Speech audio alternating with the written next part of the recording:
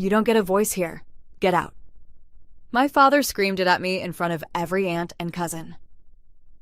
My name is Sadie Rourke. I'm 35. Hours earlier, my grandma had texted me at 1 a.m. "Come, they're putting me away." I flew 1,200 miles home through the night. I've spent 30 years learning how to swallow words like that. I reached into my bag, pulled out a thick, sealed envelope, and slid it across the table. He tore it open, read one page, and the man who never once let me sit down, his knees buckled. He thought I came to beg for a seat at the table. He was wrong. That single page was about to take his. To understand why, you have to go back. If your chest is already tight wondering what one page could do to a grown man, stay with me, because I'm going to show you exactly what was inside that envelope and why my grandmother spent the last clear years of her life building it. But the receipts only land if you understand the silence first. So before we go further, do me a small favor. Like this video, subscribe if these stories find you, and tell me in the comments where you're listening from and what time it is there. I like knowing who's in the room with me. Now, back to the beginning. The phone lit the ceiling before it lit me. 1 in the morning, I was still in my chef's whites, lying on top of the covers because my feet hurt too much to bother with sheets. The screen said, "Grandma." 4 words. "Come, they're putting me away." I read it 3 times. My thumb hovered over the call button, and I made myself stop, because if I called her at that hour and a man answered, I would lose the only move I had. So instead, I sat up in the dark and listened to my own pulse in my ears, and the kitchen behind my apartment door still smelled like the night's last service, garlic and scorched butter, and none of it felt real. I want to tell you I leapt into action. I didn't. For a long minute, I just held the phone against my sternum like it could keep something from getting out. Then I got up and packed. I didn't pack much. A toothbrush, 2 shirts. And from the back of my closet, behind the winter coats I never wear in the South, a thick, padded envelope a lawyer's office had mailed me the summer before. It had come with one line of my grandmother's handwriting on a sticky note pressed to the front. "Don't open it until they make their move." I'd kept it in a drawer for months. I'd picked it up exactly twice, turned it over, set it back down. She'd told me on the phone, in that light voice she used when she was deciding something heavy. "Just keep it safe. You'll know when." I'd stopped asking. With her, you learned that the more she waved a thing off, the more it mattered. I put the envelope in my bag on top of the 2 shirts, and I told myself I still wasn't going to open it. Here is what I was leaving behind. A small restaurant with my name on the lease and 22 seats and a line cook who called me chef and meant it. I had built a place 1,200 miles from that family where people were glad when I walked in the door. I had spent my adult life building exactly that, a room where my presence wasn't a question. And at 1 in the morning, I locked it and walked away from it without knowing for how long. Because of 4 words from the only person who'd ever made me feel that way before I learned to make it for myself. I hadn't set foot in that house in years. The last time, there'd been a cousin's wedding and a printed seating chart, and my name was not on it, not at any table. Just an oversight everyone agreed was an oversight while I stood in the foyer holding a gift. My grandmother had found me out there and tried to make room at her own table, and I had told her no. It was fine. I'd catch a flight back that night, and I had, and somewhere over the runway, I'd quietly decided I was done going back. I kept that promise for a long time. It took her 4 words at 1 in the morning to break it. The first flight out left a little after dawn.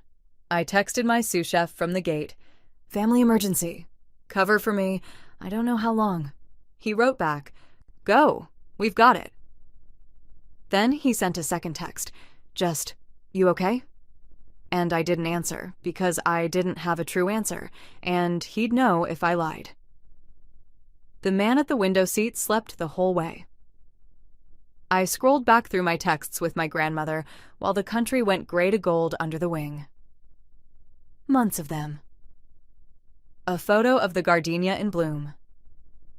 A recipe she swore by, then a correction an hour later, because she'd left out the salt on purpose to test me.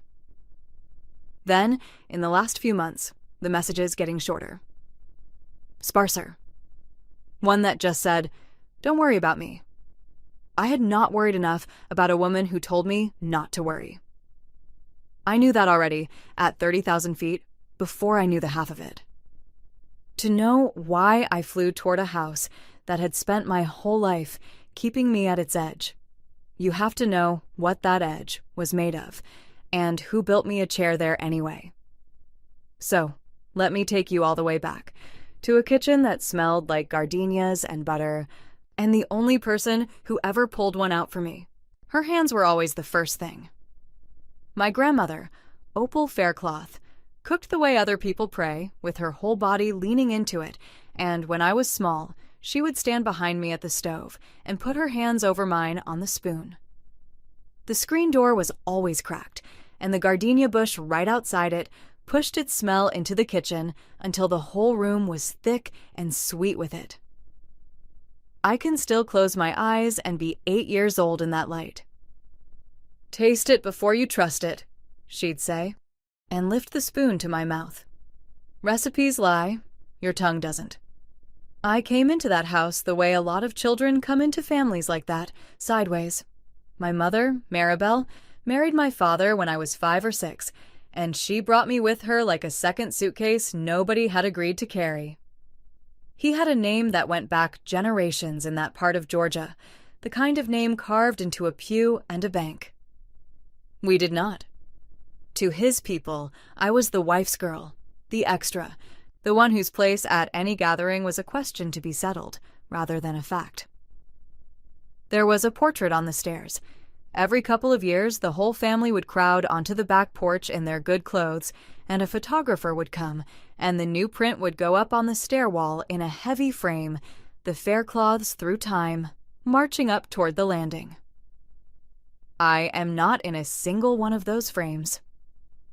The one year someone thought to wave me in, I ended up at the very back, half behind my cousin Wade's shoulder, and when the print was framed, the edge cut me off at the arm. For years, I walked up those stairs, past a wall of a family I lived inside of and did not appear in.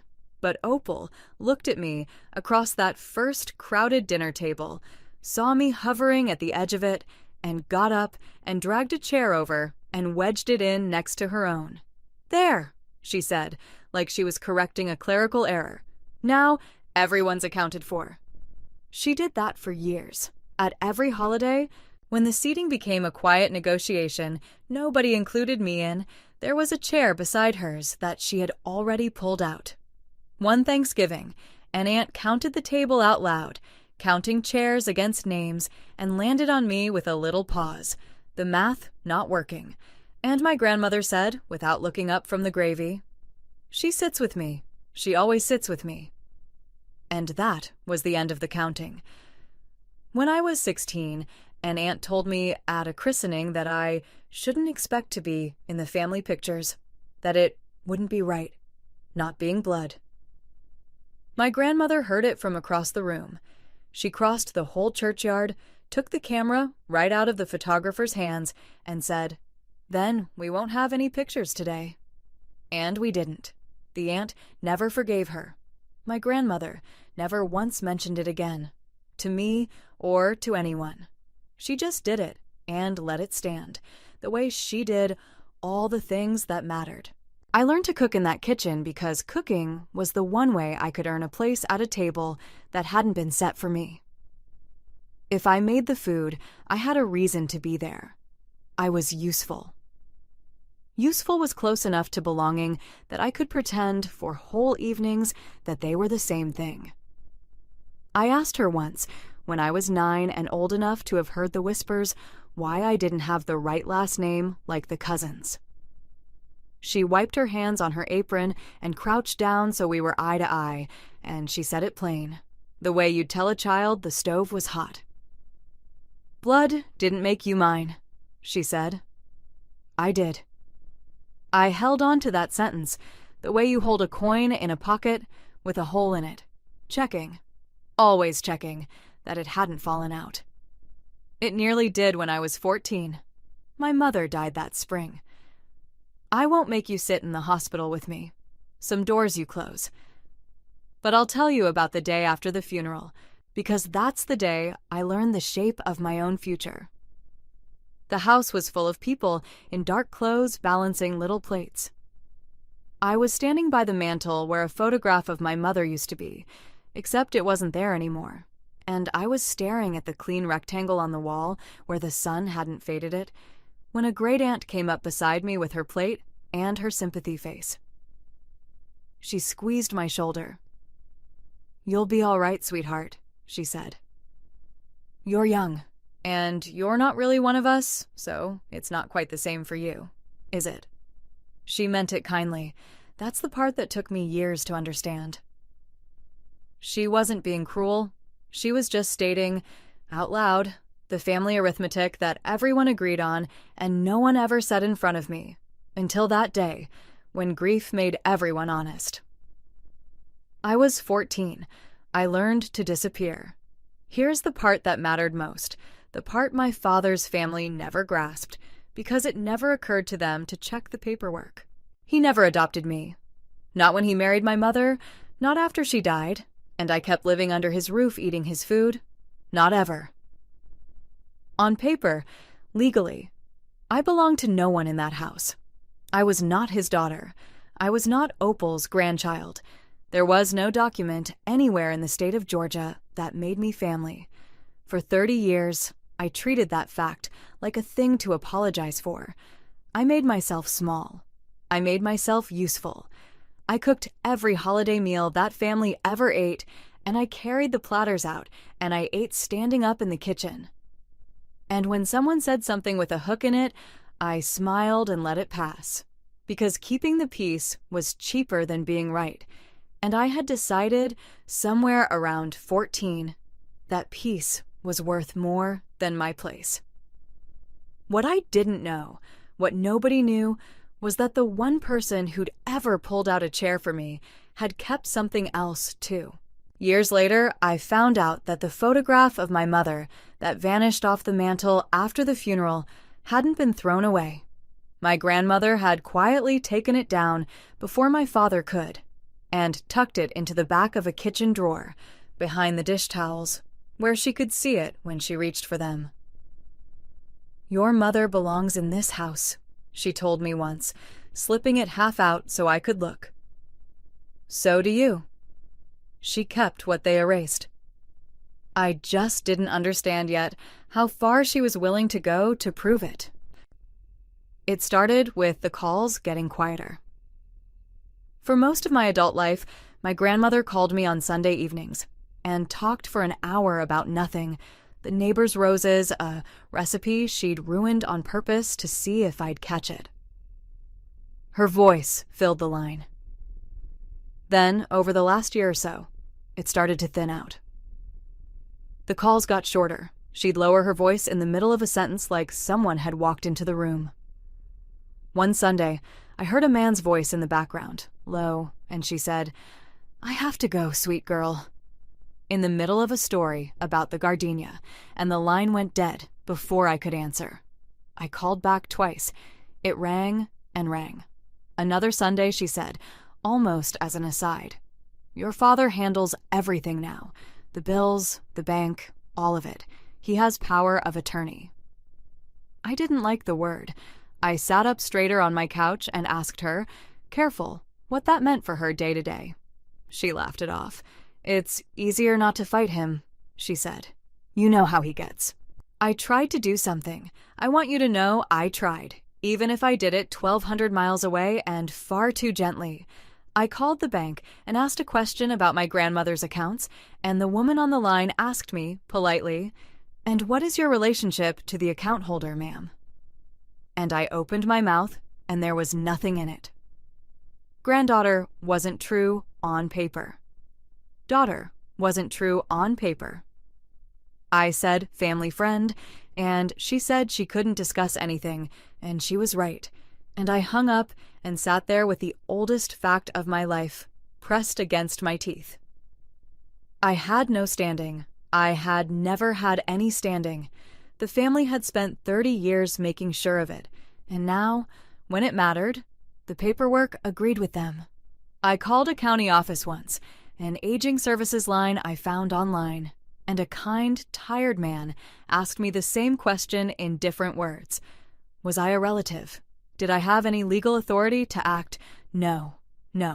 He gave me a number for Adult Protective Services and told me anyone could make a report, family or not.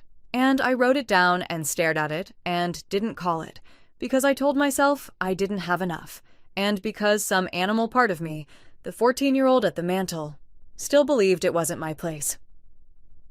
That number sat on a sticky note on my refrigerator for weeks. I am not proud of how long it sat there. There was one call in there I still hear. Late, her voice thick and slow, the words coming apart. I'm just so tired, sweet girl. They give me something to help me sleep. And a man's voice somewhere behind her saying it was time to hang up. I sat with my coat already half on. I'd looked up flights twice that month. I got as far as the confirmation screen once, my thumb over the button, and then I thought about walking into that house uninvited, about the ants, about the seating charts of my whole life, about being told at the door that this was family business and not mine, and I closed the screen. I told myself I'd go when I had a reason they couldn't turn away. I was waiting for permission to save the person who was trying to save me. Then, in the early summer, the padded envelope came. It arrived from a law office in Savannah I'd never heard of, but the return address had her name under the firm's, and her handwriting was on that sticky note on the front. Don't open it until they make their move. I called her the second I had it in my hands. Grandma, what is this? What's in it? Something I've made sure of, she said. There was a steadiness under her voice that I hadn't heard in months, like bedrock under floodwater. I've made sure you're protected. Just keep it safe. Protected from what? A pause. Then lighter, deflecting, the way she always did when she decided not to scare me with the size of a thing. You'll know when. Don't open it before then. Promise me. I promised. Because she asked. Because some part of me, the 8-year-old with her hand under Opal's hand on the spoon, would have promised her anything. So a frightened-sounding old woman had her own lawyer and a sealed envelope and a calm I couldn't account for. And I noticed none of it, because I had spent 3 decades training myself not to look directly at that family. I knew, vaguely, that a date was coming, that my father wanted everyone home to settle some things about mother's care. And I heard it secondhand from a cousin, the way I heard everything. And then it was 1 a.m, and the phone lit the ceiling, and the 4 words came, and there was no more telling myself anything at all. That text wasn't a cry for help. I understand that now. It was a starting gun. The gardenia was the first thing I saw. And it was dying. The plane had landed near noon, and a rideshare took me down streets I knew in my body even after years away. The live oaks dripping moss, the heat coming up off the brick. When I came up the walk, the bush by the kitchen door, the one that had perfumed my whole childhood, was brown at the edges and folding in on itself, the way a thing does when no one's been watering it and no one's noticed. Inside, the house was cold. Not cool. Cold, like the thermostat had been set by someone who didn't have to live in it.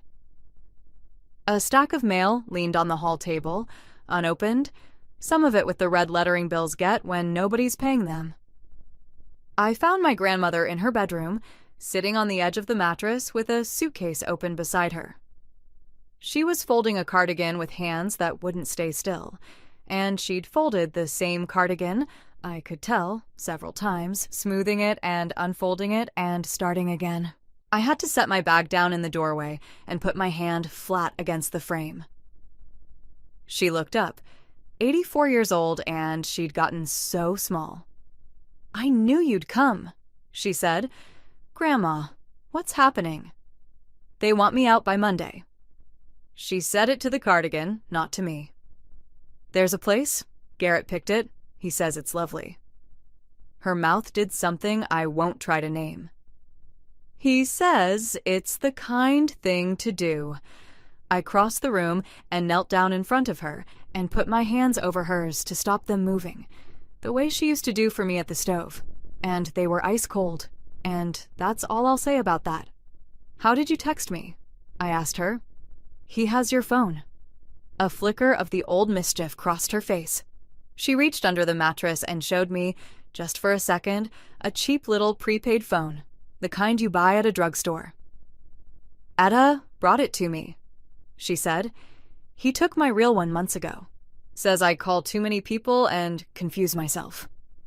She tucked it back. "I keep this one for emergencies. And for you." Etta? Of course it was Etta. The woman had been quietly keeping that house, and me, alive my entire life. I looked around the room while she tucked the little phone away, and I made myself see it. All of it. The water glass on her nightstand had a ring of dust at the bottom. There was a pill organizer with half its little door still full from days before, days nobody had helped her sort.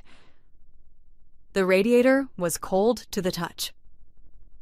Her good coat hung in the open closet, and beside the bed, the suitcase sat open, that one cardigan folded and refolded on top, as if packing slowly enough could keep Monday from coming. "What is the place?" I asked her. "The one he picked." He left the brochure on my bed. She said it the way you'd report the weather. Smiling old people on a green lawn. Marsh something. I called the number on this phone when he was out. A girl told me visiting hours and what I could bring. Her hands found each other in her lap. 2 bags. She said I could bring 2 bags. 84 years of a life. 2 bags.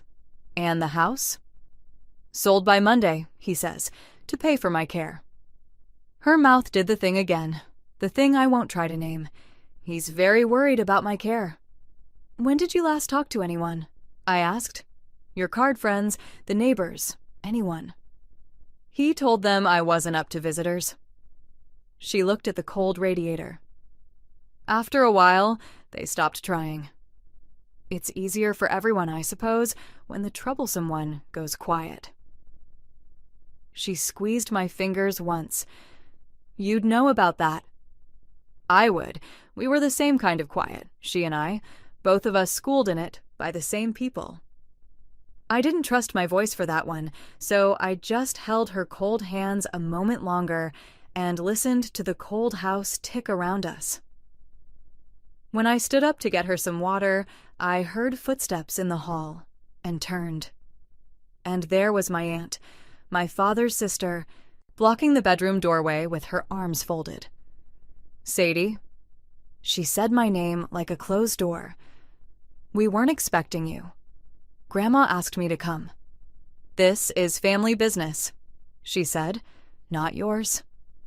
There it was, the oldest sentence in that house, the one I'd been raised on. Not yours. I'd swallowed it 1,000 times. I felt the old reflex rise, the smile, the step back, the let it pass. I held her eyes and didn't step back, but I didn't fight her either. Not yet, because there was a clock running in that house, and I needed to understand it before I touched anything. She let it go and went off down the hall, heels hard on the wood. And behind me, my grandmother said quietly, "The clock in the hall. Listen to it a minute. It's older than your father." A breath. Keeps better time than he does. I sat with her, and we listened to it. The big pendulum clock in the front hall, ticking the way it had ticked through every dinner of my childhood, steady, indifferent, counting. Somewhere out there, a Monday was coming for her. And the clock didn't care. And neither did the man who'd set the date. I had a few hours before the rest of them arrived. So, it turned out, did he. The china cabinet told me before anyone said a word. I went looking for a clean glass and found myself in the dining room in front of the tall, glass-fronted cabinet that had always held the family silver, and, on its middle shelf, a heavy brass mantel clock that had belonged to my grandmother's mother. The clock was gone.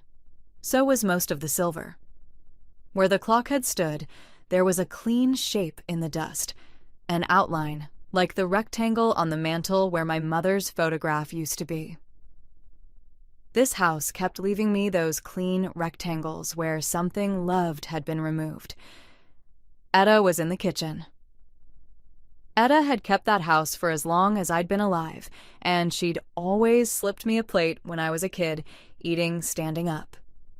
I asked her, light as I could, where the brass clock had gone. She didn't look at me. "Mr. Garrett took it to be appraised," she said, wiping a counter that was already clean. Then, before she could stop herself, "Months ago. Appraised? Months ago. Things don't come back from being appraised months ago." Then Etta did something that told me she'd been waiting for someone to do it for a long time.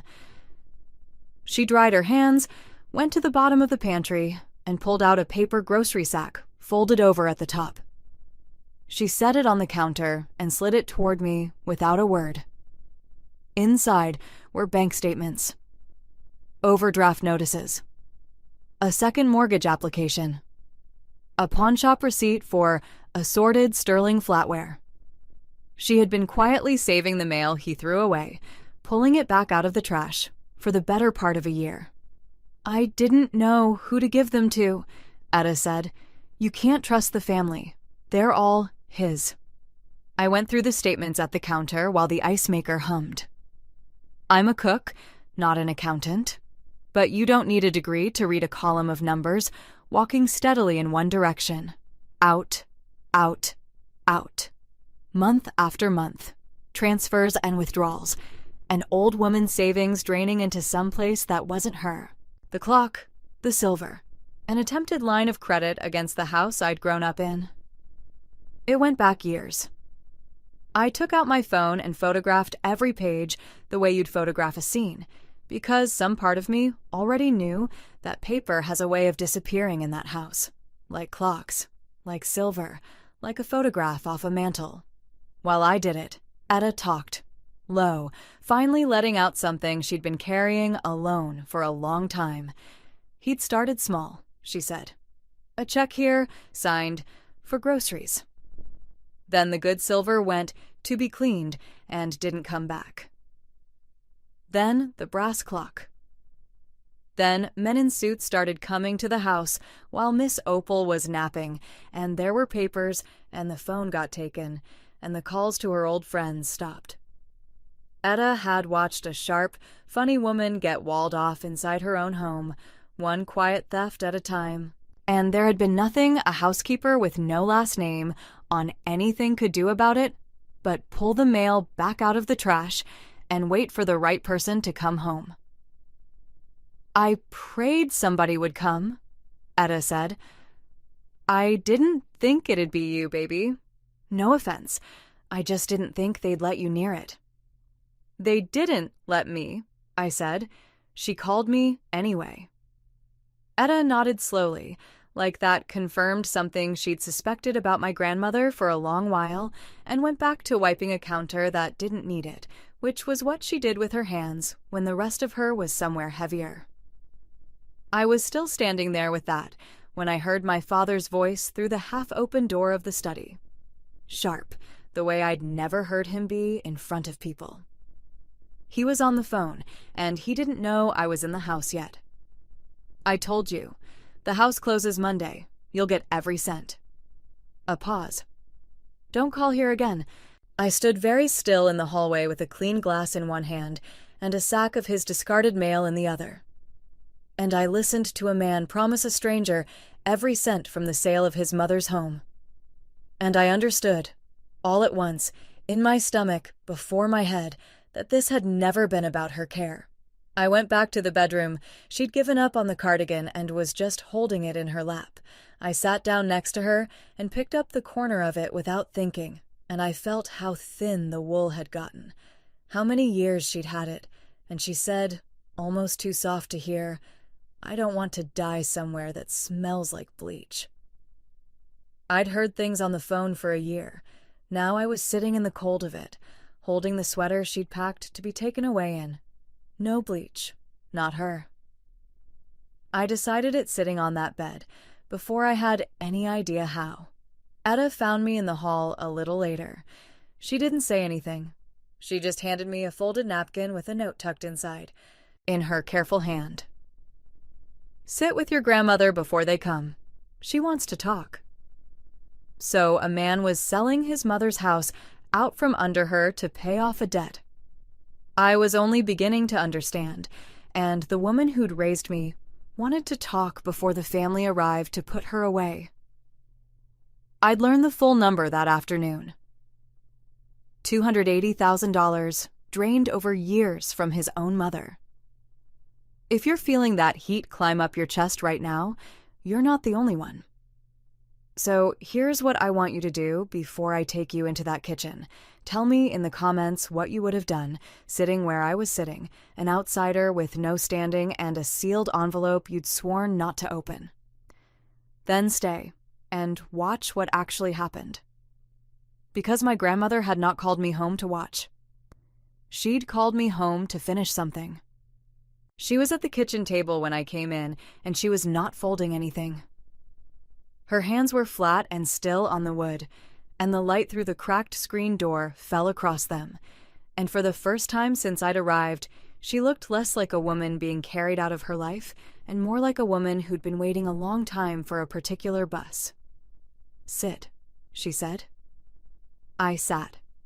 "I'm not as frightened as I've let them think," my grandmother said. "I needed Garrett comfortable. Comfortable men get careless." She turned her hand over and took mine, and her grip was stronger than it had any business being. "I went to a lawyer 2 winters ago. A good one. Hollis Crane. I told everyone I had a hair appointment, and I went on a Tuesday, and I kept going on Tuesdays until it was done." I didn't say anything. I'd learned with her that when she was laying something down, you let her lay it down. "Your father has spent years moving my money into his own hands," she went on even, almost gentle, as if she were reading a recipe. "I let him think I didn't see it, an old woman who can't keep track. That's the part that hurt. You know, more than the money, that he was so sure I'd gone soft in the head." A small breath. "So I used it. I let him believe it, and while he believed it, I undid him. Quietly, the way he did it to me. I felt the floor tilt a little. Undid him how? That envelope I sent you." She nodded at my bag, where it sat by the chair leg. "It's all in there. I had Hollis pull his power of attorney out from under him and put it in your hands instead, where he can't touch it and doesn't even know it's gone. The house isn't his to sell, and it isn't really mine anymore. Not the way he thinks. It's in a trust now, with your name on it." She paused, and her voice didn't shake, but mine would have. "And there's a letter from my doctor saying I'm in my right mind. Dated, signed, so that when they stand up and say I've lost it, the paper says otherwise. I thought of that one myself. A lawyer, a trust, my name, 2 winters of Tuesday hair appointments. She had been the one giving orders this whole time. The frightened woman folding a cardigan was a performance she'd been running so the man she was hunting would keep walking toward the trap. "Grandma," I said, "if you had all this months ago, you could have stopped him months ago. One phone call from Hollis. Why did you let it get this far? Why let them come at all?" And she looked at me with those clear, tired eyes. "Because stopping him in a quiet office doesn't undo 30 years, she said. I didn't just want to stop him, sweet girl. I wanted them to see you. All of them. In that room. I wanted it on the record, in front of every person who ever made you eat standing up. Exactly who this family belongs to. That's not something a letter can do. Her hand tightened on mine. He has to do it to himself. In front of them, and he will. Because he can't help it. Hollis told me to just file it, she said. Send Garrett a letter, freeze the accounts, be done. Sensible man, but sensible wasn't the point. She almost smiled. I told him I'd waited 30 years to watch this family find out what you're worth, and I could wait for the right afternoon. So when your father set his date and called them all home to bless it, I let him. I sent you the text, and I told Hollis to be ready to walk through that door when I sent for him. Then she reached into the pocket of her cardigan and slid a folded sheet of paper across the table to me, the way I would, hours later, slide an envelope across a different table. It was a letter in her hand, and she told me to read it. I'm going to tell you what it said, because everything after this turns on it. I opened it slowly. The kitchen was quiet except for the gardenia smell coming weak through the door and the far-off ticking of the hall clock, and her handwriting wobbled in a way it never used to, and I read, Sadie, if you're reading this at my kitchen table, then they've made their move and you've come home, and I'm prouder of you than I've ever been able to say out loud in this house. You stayed when no one made you. You cooked for people who never set you a place. You loved me when there was nothing in it for you and no paper telling you that you had to. That is the only thing that has ever made anyone family. Not blood. Not a name. Staying. So I'm doing on paper what I should have made them do at the dinner table 30 years ago. I'm giving you what's mine, because you're mine. You always were. Let them argue with the ink. I set the letter down. My throat had closed somewhere, around the third line. For the first time in my adult life, I was not thinking about how to keep the peace. I folded her letter and put it in my bag, next to the envelope. And I waited. They came in the late afternoon. The way family comes for a thing they want to feel was solemn. Cars filled the drive. Aunts in good blouses. Cousins I hadn't seen in years.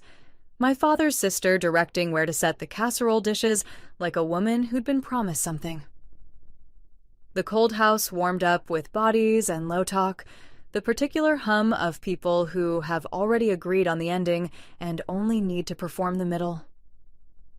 I stayed near the wall and watched. Watching is a thing I'm good at. You learn it, eating standing up at the edge of a room for 30 years. I watched my great-aunt pat my grandmother's hand and say, loud enough to be heard, "Now, this is for the best, Opal. You'll be so much more comfortable." While my grandmother nodded along, small and vague, playing the part. I watched a cousin tell another cousin, behind a hand, that it was about time someone took the house in hand. I watched them rehearse their kindness like a hymn they all knew the words to. An uncle I barely recognized told me the shrimp I'd brought up from the kitchen looked almost professional and seemed to think it was a kindness. A cousin asked me, brightly, whether I was still doing the little restaurant thing, and didn't wait for the answer. Two of the aunts had their heads together by the window, and I caught my own name in the low current of it, and the words nerve and showing up. And then they saw me looking and smiled the smiles you give a waiter. None of it touched me the way it would have a year before. I had spent the afternoon reading the receipts of what this family had done to the one person in it who'd ever been kind to me, and somewhere between the china cabinet and the kitchen table, I had stopped needing their good opinion. So I just watched. I watched who deferred to my father and who avoided my grandmother's eyes and who had already, in their hearts, signed off on putting an old woman in a building with 2 bags. I learned that room the way I learn a kitchen on a first night, where the heat was, who was solid, where it was going to go wrong, Somewhere in that hour, I stopped rehearsing the little apologies I'd always kept ready in that house, the sorries I handed out for taking up space. I didn't have any left. I'd spent them all on people who never once said it back. My father, Garrett Faircloth, has a particular way of running a room. He'd inherited the family's respectability the way you inherit a watch, and he wore it the same way, out where everyone could see it. He moved through them, shaking hands, accepting the soft condolences of people who thought they were here to help a frail old woman into a better situation. He clapped a cousin on the back. "Good," he said. "Good. Everyone's here. We'll settle this today, as a family." And when he caught sight of me against the wall, his smile didn't drop so much as cool, like a stovetop turned off. "Sadie, a beat for the room. You came all this way. You can say goodbye to the house with the rest of us." A few of the aunts exchanged looks. The girl with no place, summoned to a funeral for a building. Wade found me by the wall before we sat, my father's son by blood, the real Faircloth, a man who had never once in our lives spoken to me as if I lived in the same house he did. He looked me over. "Didn't think you'd actually show," Wade said. "I came for Grandma," I said, and that was all. I had 30 years of practice not giving them more than that. "She's not your grandma," he said, almost bored, the way you'd correct a child about a word. "You get that, right? You never were anything here." I let it sit. I had something in my bag that was going to answer him better than I ever could, and a woman at the foot of the table who'd told me to wait, so I waited. They sat. My grandmother let them put her at the foot of the long table, and she let my father take the head, and she folded her hands and looked, to everyone but me, like the guest of honor at her own quiet undoing. As she passed me, she touched my arm, light as a moth, and murmured, so only I could hear, "Let them all sit, sweet girl. Bring your bag. Bring your bag." She knew exactly what was in it. She'd put it there. I took the chair at the side, the one she'd always saved for me, and I set my bag on the floor against my leg. The hall clock ticked through the open doorway. My father tapped his ring on the table to bring the room to order, and every face turned to him, the head of the family, about to settle things. They thought that afternoon was their ending. It was hers. He didn't waste time. He'd done this in his head 100 times. "We all love Mother," my father began, hand flat on the table, voice pitched for the room. "And loving her means being honest about what she needs now. She can't keep this house. It's too much for her, the stairs, the upkeep, all of it. So I've made arrangements. A good facility, the best in the county. The house closes Monday, and the proceeds go to her care. And Mother will be somewhere safe, where people can look after her properly." Murmurs. Nods, my great-aunt's chin, lifting in approval. A cousin said, softly, "It really is for the best." I watched my grandmother across the table keep her eyes down, hands folded, the picture of a woman things were happening to. I knew what she was doing. It still took everything I had to sit there and watch them talk about her like furniture being moved.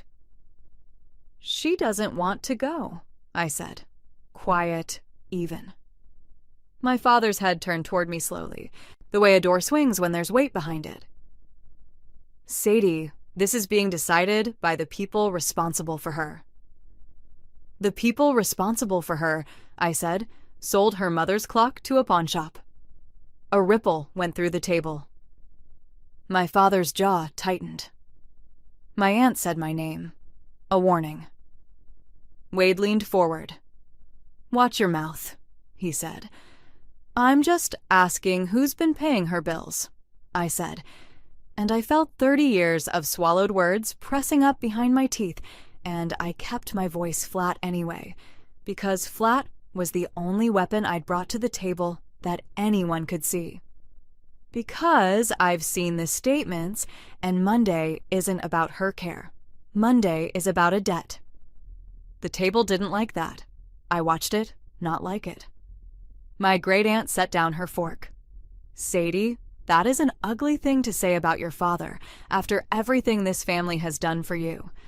Everything this family has done for me, I repeated, and I heard my own voice stay level, and somewhere off the hall clock kept ticking. I cooked your Thanksgivings. I carried out your turkeys. I ate them standing up in that kitchen for 30 years. Forgive me if I've stopped being grateful for the leftovers. You're a guest here, Wade said. You've always been a guest. Guests don't go through people's mail. Then somebody who wasn't a guest should have, I said. My father raised his hand, the patriarch quieting a room, and the room quieted for him the way it always had. Mother isn't well, he said, slow, reasonable, performing it for everyone watching. She gets confused. She forgets things, signs things, says things she doesn't mean.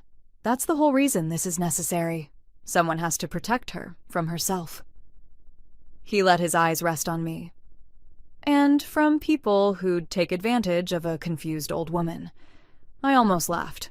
He was describing himself and pointing at me while he did it. That's a serious thing to say about her mind, I said. Are you sure you want it on the record that your mother doesn't know what she signs? Something crossed his face, there and gone. He didn't know yet why that question had teeth.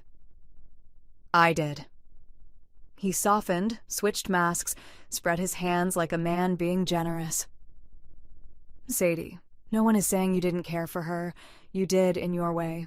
But caring isn't the same as being responsible, and you walked away from this family a long time ago. You don't get to fly back in for one afternoon and tear up arrangements that grown, blood relatives have made. There's that word again, I said. What word? Blood? I looked around the table, at the aunts, at the cousins, at the empty space on the stair wall, in my mind, where I had never once appeared. It's the only one anybody in this house has ever needed. Not love, not staying. Blood. A cousin muttered that maybe this wasn't the time. My aunt said my name again, sharper. Her hand flat on the tablecloth, like she could press me back down into the silence I'd lived in for 30 years. I looked down the table at my grandmother. She had her eyes on her folded hands. She had not said one word in her own defense this whole time, and every aunt at that table was reading her stillness as weakness, as proof, as a frail old woman letting the men sort it out. Only I knew what that stillness was. She was a hunter, holding her breath. She had told me he would have to do it to himself, in front of them, and she was giving him every inch of room he needed. She seems clear enough to me, I said. You haven't been here, my aunt snapped. You don't get to fly in once in years and decide what she is. You gave up any say the day you left. There it was, the other wall. Not yours, and you left. Stay and be the help. Leave and be the stranger. And never, in 30 years, a single inch of floor in between where I'd simply be allowed to belong. I had spent my whole life feeling along that wall for a door, and there had never been one, because the door was painted on. So I stopped feeling for it. You're right, I said, quiet. I left. I built a whole life somewhere. None of you would ever have to set me a place. And then she called me at 1 a.m. to tell me you were putting her away, and I got on a plane. I laid both hands flat on the table. So, I'm here now. And since we're settling things as a family, in front of everyone, I'll ask it plainly. Where did her mother's silver go? Where's the brass clock that stood in that cabinet my whole life? My father's face changed. Just slightly. A man who has heard a question he was not ready for and does not want answered in this room. This conversation is over, he said. Sadie, where's the clock, Dad? That's when it happened. The respectability cracked, and what was under it came out, and it came out loud. He stood up so fast his chair scraped back across the floor. He pointed at me down the length of the table, in front of every aunt and every cousin and his own mother. "You don't get a voice here. Get out." The room went silent. "You're not family. You never were. Your mother dragged you in and we tolerated you. Now you fly in and you think you get a say." He leaned on his knuckles. "There is no paper on this earth that makes you a Faircloth. Get out of my house." I didn't argue. I didn't cry. I put my hands flat on the table. They didn't shake. I looked at the man who had never once pulled out a chair for me, and I said nothing at all. Down at the foot of the table, my grandmother spoke. Her voice was small and clear, and it cut through everything. "Let her speak, Garrett. She didn't raise it. She has something for you." I reached down into my bag. I pulled out the thick, sealed envelope I had carried 1,200 miles, the one I'd kept in a drawer for months and sworn not to open, and I slid it across the table to him. He looked at it like it was beneath him. He picked it up with 2 fingers. "What is this?" he said to the room, performing. "A sympathy card?" He tore it open. He read 1 line. The smirk died on the first line, and it did not come back. He told me I had no voice, so I let the paper speak for me. He read the top page standing up. It was a letter from Hollis Crane, attorney, short. The plain way, lawyers say the worst things. It said the durable power of attorney Garrett Faircloth had held over his mother's affairs had been revoked 2 winters earlier. It said the residence was held in trust. It said the trust's beneficiary was me. And it said a review of his handling of his mother's accounts had been completed and documented. "This is nonsense," he said, but his voice had gone thin. "I have power of attorney for my mother." "Not since 2 winters ago," said a voice from the doorway. Hollis Crane had let himself in, a spare gray man with a soft leather folder under his arm, the kind of calm that comes from having done a thing correctly and being unhurried about proving it. My grandmother had asked him to come, and he'd been waiting, I realized. The way she'd been waiting. The way the whole afternoon had been a room slowly filling with people who knew what was about to happen and people who didn't. He came to the table and opened his folder and began, without drama, to lay pages down in front of my father, one at a time, like a man dealing cards he was certain of. The revocation. Signed, dated, notarized. 2 winters ago, Hollis said, you have had no legal authority over your mother's affairs since. Garrett's hand was not steady now. You can't just... The trust deed. The home was placed in trust before you ever contacted a realtor, Hollis said. It is not yours to sell. There was never going to be a sale.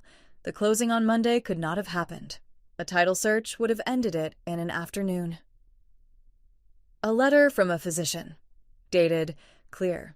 His mother of sound mind on every day these documents were signed.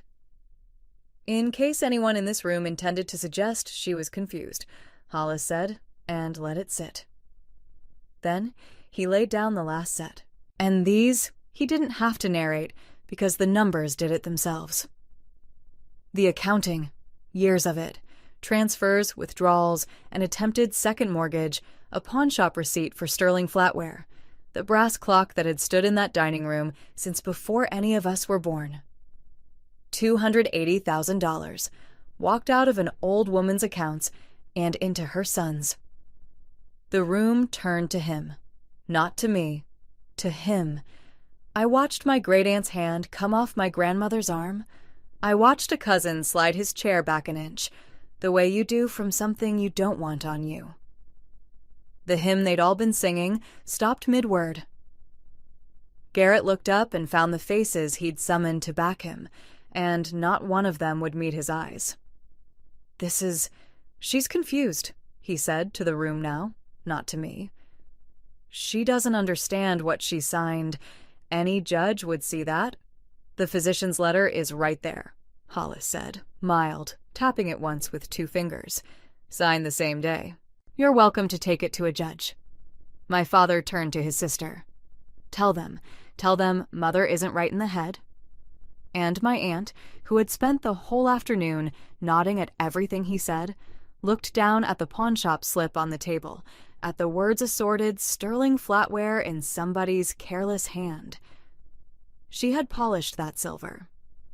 She had laid it out on the good cloth at every Christmas of my childhood and counted it back into its felt afterward, and she knew the weight of every piece, and she knew it was gone. She put her hand over her mouth, and she did not tell them anything. He looked at Wade. Wade looked at the floor.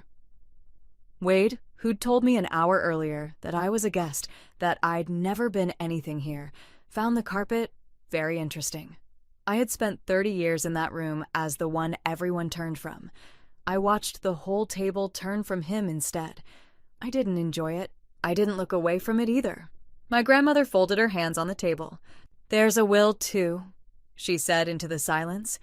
"Read the last page, Garrett." He read the last page. It left everything to me. The house. What remained of the rest.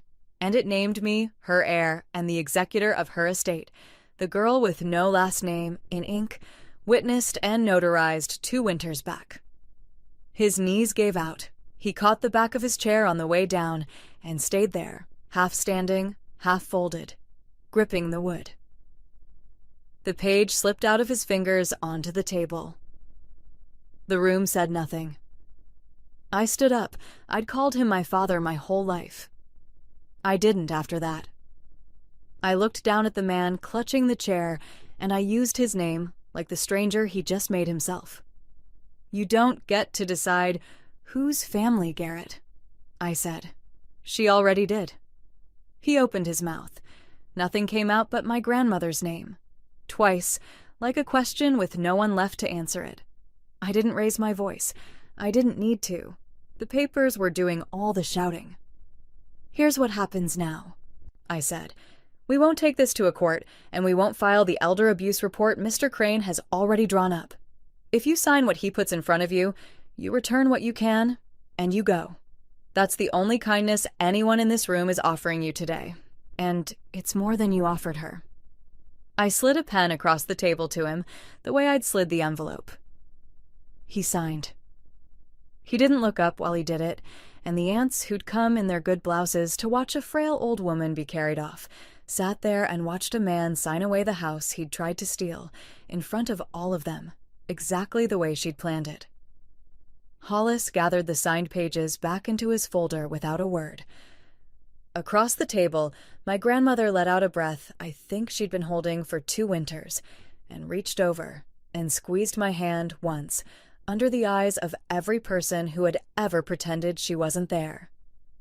If you've ever been the one a family decided didn't count, you already know it was never the money. It was never even the house.